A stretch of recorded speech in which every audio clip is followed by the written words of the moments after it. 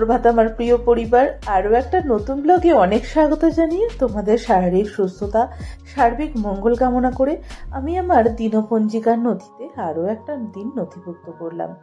আজকে বুধবারের সকাল, সকাল বললে খুব ভুল বলা হবে, দিনটা হচ্ছে মঙ্গলবারের রাত্রি থেকেই ব্লগটা শুরু করেছি। দেবনাথ বাবু বাবার জন্য একটা মোবাইল অর্ডার করেছেন চুপি সারে বাবাকে সারপ্রাইজ দেবে বলে।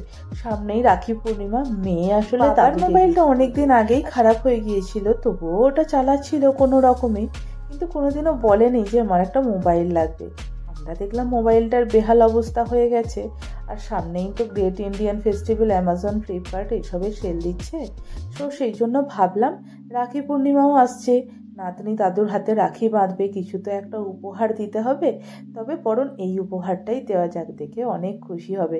বাবার মোবাইলটা যেহেতু একদমই কাহিল হয়ে গেছে, আর সব সময় দেখি মোবাইলটাকেই নিয়ে পাঁজাখোলা করে বসে আছে, কারণ এই বয়সে এখন যখন আমাদের সঙ্গে রয়েছে, বাড়ির বাইরে সেরকমভাবে বেরোতে পারছে না, জগৎ বলতে এখন ওই মুঠোফোন হয়ে গেছে। সেই জন্য এই মোবাইলটা অল্প দামের মধ্যে খুব সুন্দর হয়েছে। পোকো মোবাইলটার নাম। দেবনাথ এখন সমস্ত কিছু ঠিকঠাক দেখে নিচ্ছে, ওরা বলে দিয়েছিল আমাদেরকে যে আপনারা একটা ভিডিও করে রাখবেন। এখন ওদের কোনো কিছু রুলস রেগুলেশন এসেছে হয়তো নতুন, আগে এইসব ব্যাপারগুলো ছিল না একদমই। আর দেবনাথ আমার জন্য এই একটা হ্যান্ড গ্লাভস অর্ডার করেছে। যতই এখন বাসন হোক আমি আর ভয় পাবো না, কারণ বাসন মাজলে না আমার হাতে বড় চুলকাতে থাকে সাবান বা এই কস্টিং সোডাগুলোর জন্য। সেই জন্য এই হ্যান্ড গ্লাভসগুলো অর্ডার করেছে। আগে পাড়ার লোকাল দোকান থেকে কিনতাম, কিন্তু ওখানে জিনিসগুলো অতটা ভালো হচ্ছে না, দামটাও অনেকটা বেশি পড়ছে, সেই জন্য এবারে এই মোবাইলের সঙ্গে এটা অর্ডার করে দিয়েছে। এই যে আমার বাড়ির ভদ্রলোক কোনো কিছুই গোছাতে পারেন না, কিন্তু আগো ছালটি করতে ভালো পারেন। একটা জিনিস বার করতে গেলে 10টা ফেলবেন, এখানে ওখানে জিনিসপত্র ছড়িয়ে রাখবেন, এখন সেই কাজেই উনি লিপ্ত হয়েছেন।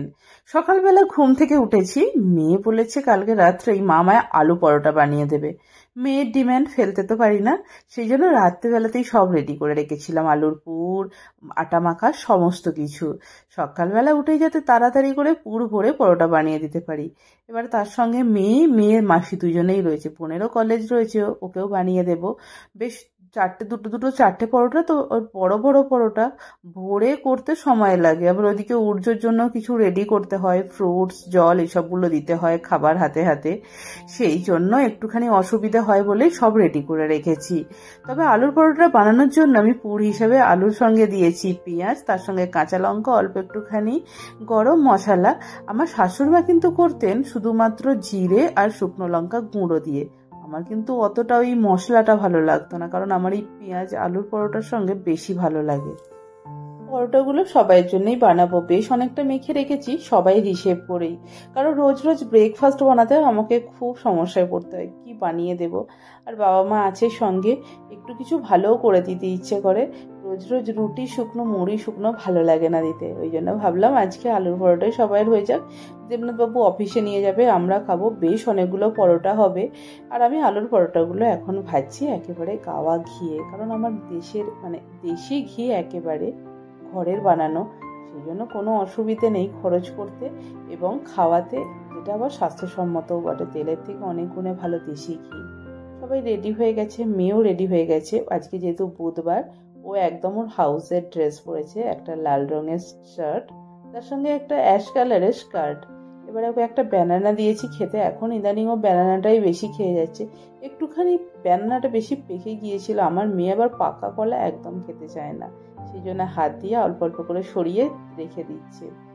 পরোটাগুলো রেডি হয়ে গেছে, অল্প করে সস দিয়ে ওদেরকে আমি প্যাক করে দিচ্ছি। আলুর পরোটার সঙ্গে আর কিচ্ছু ভালো লাগে না, শুধু একটুখানি টমেটোর সস, ব্যাস দুর্দান্ত খাওয়া। ভালো করে প্যাক করে দিলাম, আর উর্জোকে একটুখানি কলা দেবো। বোনের টিফিন বক্সে সস ভরে দিয়েছি, তবে ওর টিফিন বক্সে এখনো পরোটাটা দেওয়া হয়নি, কারণ ওটা আমি ঠান্ডা করতে দিয়ে এলাম এইসবে। মেয়ে বাড়ি থেকে বের হওয়ার পরে আমরা ছেলেকে নিয়ে চলে আসি শীতে বাস স্ট্যান্ডে। বোন তারপরে বেরোয়, ওকে ওখানেই আমি বাই করে চলে আসি, কারণ ছেলের বাসটা এবার একটু তাড়াতাড়ি চলে আসে। বোন যায় মোটামুটি 7:15-20 নাগাদ, আর আমাদের বাসটা চলে আসে 7:15 করে। এই যে রাস্তা দিয়ে যাচ্ছি দেখছি কত বটফল, যখন তখন আমরা গ্রামের রাস্তা দিয়ে যেতাম, কত দেবদারু ফল, বট ফল সব মনে পড়ে যাচ্ছে যেতে যেতে। বিশেষ করে দেবদারু ফল চারিদিকে আমরা বাই করে দিলাম, বাই করে চলে এসেছি। আজকে দেবনাথ বাবুর অফিস রয়েছে, তবে আজকে ওনাকে আমি ভাতে ভাত বানিয়ে দিয়েছি, একটু ডিম ভাজা, ভাত আর অল্প একটুখানি ডাল, কারণ আজকে আমার সকালবেলা একদম রান্না করতে ভালো লাগছিল না। তারপরে আমাদের সবাইয়ের জন্য একটুখানি বানিয়ে নিচ্ছি আলু, পটল, কুমড়ো ডাঁটা দিয়ে সবজি। এই রোজ রোজ রান্না করা, কি রান্না করব, এটা আমার কাছে খুব একটা চাপের জিনিস। আর যেহেতু 4টে মাছ রয়েছে, মাছও অল্প একটুখানি কম রয়েছে, ভাবলাম আর মাছটাকে এনে 2 দিন বাসি করব না ফ্রিজেতে, একেবারে শুক্রবারে বাজারটা মাছের করো।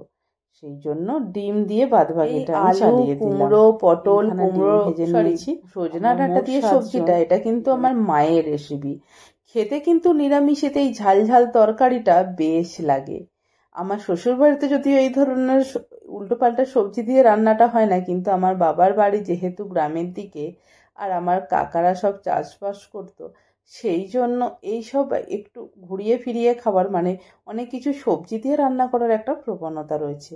অনেকটা বেলা হয়ে গেছে আমার খাবার খেতে, আমি আলু পরোটা খেয়ে নিয়েছি আর উর্জকেও নিয়ে চলে এসেছি। আজকে বোন একটু তাড়াতাড়ি চলে এসেছে। বাবা একটা পায়ে মোজা,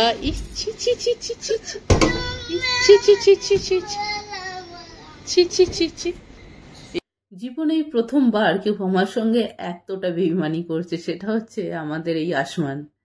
যবে থেকে আমি আমসত্ত্বগুলো বানিয়েছি তবে থেকে বৃষ্টি শুরু হয়েছে, একদিনের জন্য বন্ধ নেই, আর একটু ভালো করে রোদ উঠছে না। কি বলি, এত সমস্যায় পড়েছি।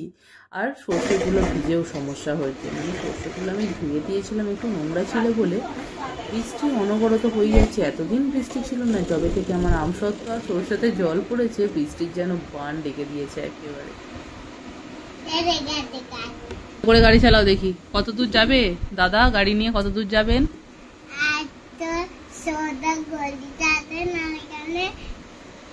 আপনি কি শুধু দাদা গলিতেই যান? মেন রাস্তা দিয়ে যান না? আপনি কোথায় যান যে শুধু গলি দিয়ে? দাদা আপনি কোথায় যান, শুধু গলি দিয়েই যান, মেন রাস্তা পান না?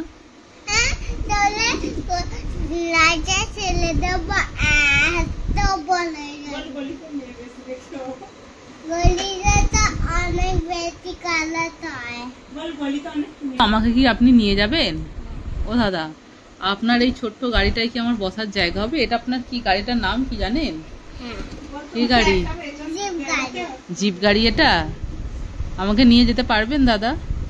হ্যাঁ ঠিক আছে, আমাকে নিয়ে যাবেন। হ্যাঁ, কালকে সকালবেলা আমার ট্রেন আছে, ঠিক আছে? আমাকে স্টেশনে পৌঁছে দেবেন দাদা, বুঝলেন দাদা? ও ছোটদা। আচ্ছা বুঝেছি। গাড়ি আর যেতে পারছে, গাড়ি আর একদিকে আর ভদ্রলোক এই আর একদিকে। আবার উঠে পড়লো গাড়িতে। এবার কোথায় যাবে গো? আচ্ছা আচ্ছা ঠিক আছে, চলো। দুপুরের ঘুমটা বিকেলে যখন ভাঙলো, চারিদিক অন্ধকার করে ছমছমিয়ে বৃষ্টির আওয়াজ হচ্ছে। সবাইকে তুলে দিলাম বৃষ্টির জন্য, কারণ জামা কাপড়গুলো তুলতে হবে। আর এই সুযোগে উর্জকেও আমার তোলাটা খুব আসান হয়ে যাবে। মাম্মামও উঠে পড়েছে দেখলাম, আর আমরাও উঠে পড়েছি। চারিদিকে অন্ধকার, বৃষ্টি, কি ভালো লাগছে পরিবেশটা। জামা কাপড়গুলো সব তুলে ওপরে মেলছে এক এক করে। আর এই যে আমার নয়নতারা গাছটা ঝোড়ো কাকের মতো হয়ে রয়েছে। বেশ কদিন বৃষ্টির জল পেয়ে একটু তাগড়া হয়েছিল, কিন্তু যখনই বৃষ্টির জল ছড়িয়ে নিলাম, ওই দিকে রেখে দিলাম, তখনই দেখছি আবার ঝিমিয়ে পড়ছে। সেই জন্য ওটাকে আমি আবার যেখানে বৃষ্টির জল পাবে সেই জায়গায় রেখে দিয়েছি।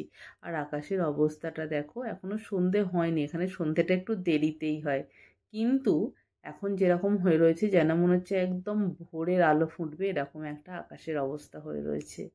আমার তুলসী গাছটা এই বৃষ্টিতে কিন্তু বেশ সুন্দর মাথা চারা দিয়ে উঠছে, বেশ তেজ পাচ্ছে বৃষ্টির জলেতে। আর রাস্তাটা দেখে আমার মনে হচ্ছে একটু ভিজে আসি না গিয়ে। কি সুন্দর ঝমঝমিয়ে বৃষ্টিতে, কত দিন ভিজিনি। তখন তো মাঝে সাঝে স্কুল থেকে ফেরার পথে সাইকেল নিয়ে বেরিয়ে সব বন্ধুরা একসঙ্গে মিলে ভিজতে ভিজতে বাড়ি যেতাম। না ছিল কোনো ভয়, না ছিল তখন বাবা মায়েদের অত বকুনি না। এটা এখন তোমাকে গিফট করলো কি উপলক্ষে? शारदे माँ सरस्वती शारदे इस अज्ञान उदद से इस अज्ञान उदद से वीणा पानी शारदे शारदे शारदे माँ सरस्वती शारदे सरस्वती शारदे विष्णु गजानन। ভালো লাগে, সুন্দর লাগে দেখতে। প্যান্ট একটু বড় হলেই মানিয়েছে, তারও ভালো। জামা একদম ঠিক আছে, জামার সঙ্গে প্যান্ট খুব ভালো মানিয়েছে। ব্ল্যাক অ্যান্ড হোয়াইট, এটাও ব্ল্যাক রয়েছে না, আরো ভালো খুলেছে কন্ট্রাস্টটা। একটু ছোট হয়ে গেছে। হ্যাঁ ওটা পয়সা তো, 10 টাকা ওটা। কি হয়েছে কি হয়েছে বলো, কি হয়েছে? এটা কি বাজে?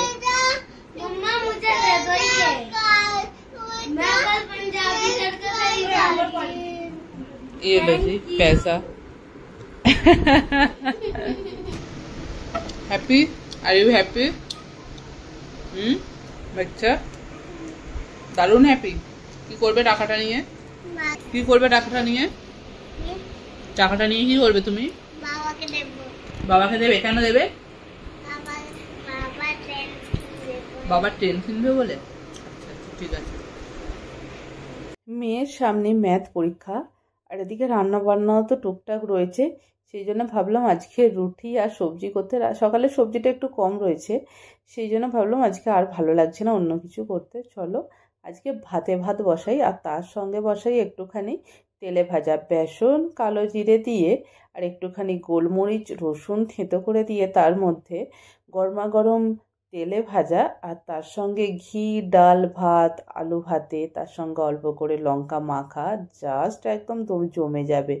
বাইরে ঠান্ডা ঠান্ডা ওয়েদার, তার সঙ্গে যদি এরকম একটা মেনু সঙ্গে থাকে। তবে আজকে রাতে ভাত বানানোর প্ল্যানটা উর্জ দিয়েছে। উর্জ পড়াচ্ছি যখন বলছে মা, আমি ওকে জিজ্ঞেস করলাম কি খাবে সোনা? বললো মা আজকে আমি ভাত খাবো। আমিও ভাবলাম আইডিয়াটা তো খুবই ভালো, আমার তাহলে খাটুনিটা একটু কম হবে। ওমা করতে গিয়ে দেখি খাটুনি কম কোথায়, খাটুনি যে আমার অনেক বেড়ে গেছে।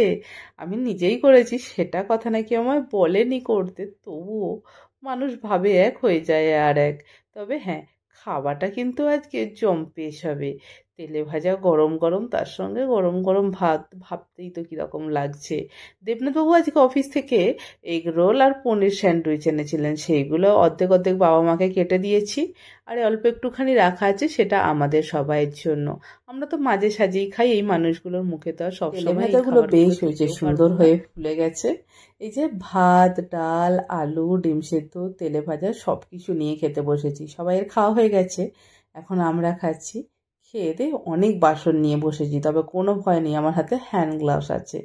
চলো বাসন মাজতে মাজতে তাহলে আজকে গুড নাইট করি। সবাই ভালো থেকো, একদম সুস্থ থেকো, আর আমার ভিডিওটা ভালো লাগলে অবশ্যই একটা লাইক করো। আজকের মতো গুড নাইট, বাই।